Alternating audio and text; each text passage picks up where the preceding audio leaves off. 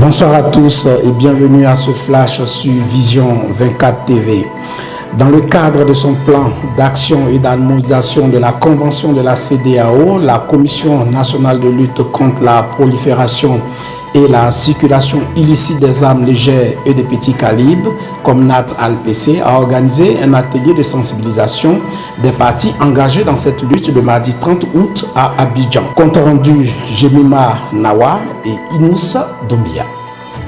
Opérationnalisation du guide harmonisé de la Convention de la CEDEAO sur les armes légères et de petits calibres et le traité sur le commerce des armes était au centre des réflexions de cet atelier articulé autour de plusieurs objectifs, à savoir accompagner les États qui n'ont pas encore harmonisé leur législation nationale relative au contrôle des armes en conformité avec la Convention de la CEDEAO sur les ALPC ainsi engagés, expliquer le contenu du guide harmonisé et sa portée, sensibiliser les acteurs et les hautes autorités gouvernementales sur les directives contenues dans le guide. Dans cette veine, le président de la Commission nationale sur les armes légères de la République de la Côte d'Ivoire, Djokoy Djibril-Léon, s'est dit honoré du soutien de certains partenaires qui, aux côtés de la Côte d'Ivoire, lui donnent ainsi l'occasion d'affiner les politiques et stratégies en la matière pour un meilleur contrôle des armes légères et de petits calibres. Lorsqu'un guide est validé, il faut le mettre à exécution.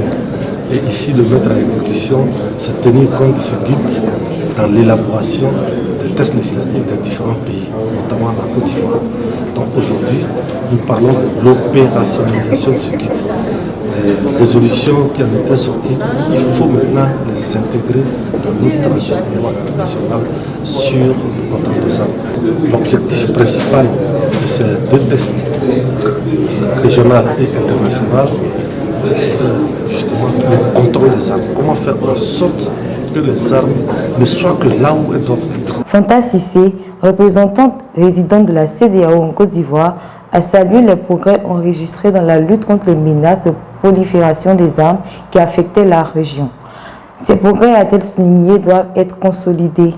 Ouvert le 30 août, cet atelier a pris fin le mercredi 31 août 2022. L'unification des forces loyales au président Salva Kiir et à celle de son opposant, le vice-président Riek Machar, est une réalité. Le mardi 30 août 2022, au cours d'une cérémonie de remise de diplôme, des milliers de combattants ont été intégrés dans l'armée sud-soudanaise. Parmi eux, des anciens rebelles, acteurs de la guerre civile.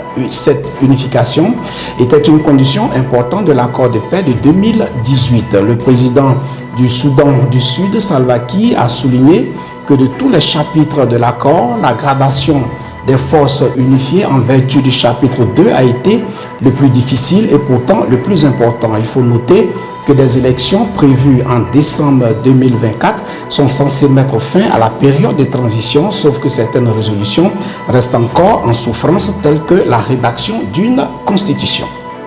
Les juges de la Cour suprême du Kenya vont-ils ordonner l'annulation de l'élection de William Ruto à la présidentielle du 9 août 2022 ou confirmer sa victoire conformément à la décision de la commission électorale? On le saura le 5 septembre 2022 puisque la Cour a entamé l'examen des pétitions déposées auprès d'elle et autres recours en annulation de cette décision.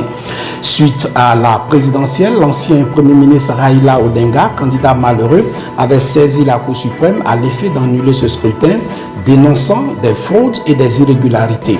De son côté, William Ruto avait également saisi cette même Cour, lui demandant de rejeter le recours de son rival Raila Odinga.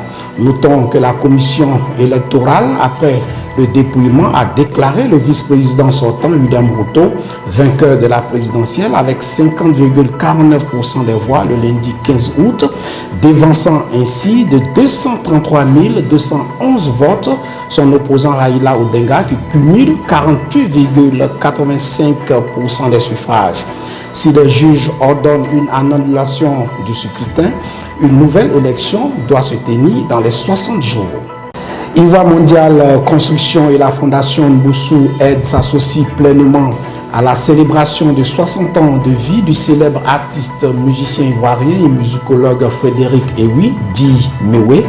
En prélude à cette célébration, dont les grandes articulations sont la tenue d'un concert à Abidjan le 8 octobre et à San Pedro Le 15 octobre 2022, une conférence de presse a été organisée le 19 août au siège de Ivoire Mondial Construction, partenaire officiel de l'événement. Représentant Madame Marina Ndré Mboussou, présidente de Ivoire Mondial Construction et de la Fondation Mboussou Aide, Agathe Nguessan a indiqué que les deux structures ont décidé de s'associer à l'événement pour la simple raison qu'elles sont en partenariat avec les artistes qu'elles ont décidé de soutenir. Aussi, Madame Nguessan a souligné que Madame Ndré Mboussou offre un terrain de 500 mètres carrés avec ACD aux gagnants de la tombola prévue au cours de la célébration de 60 ans de vie de Mewé.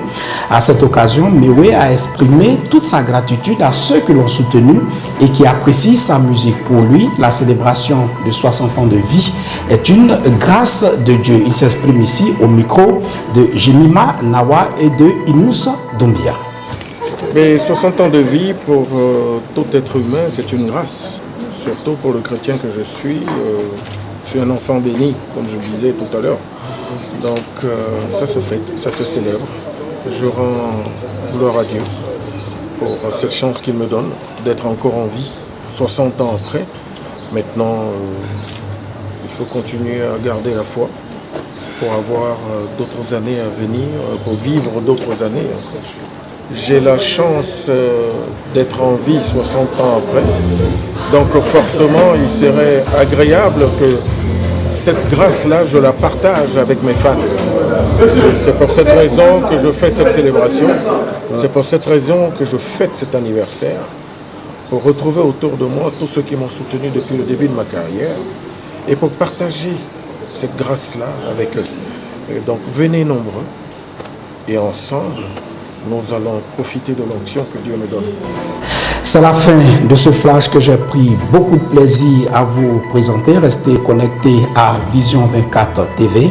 À très bientôt.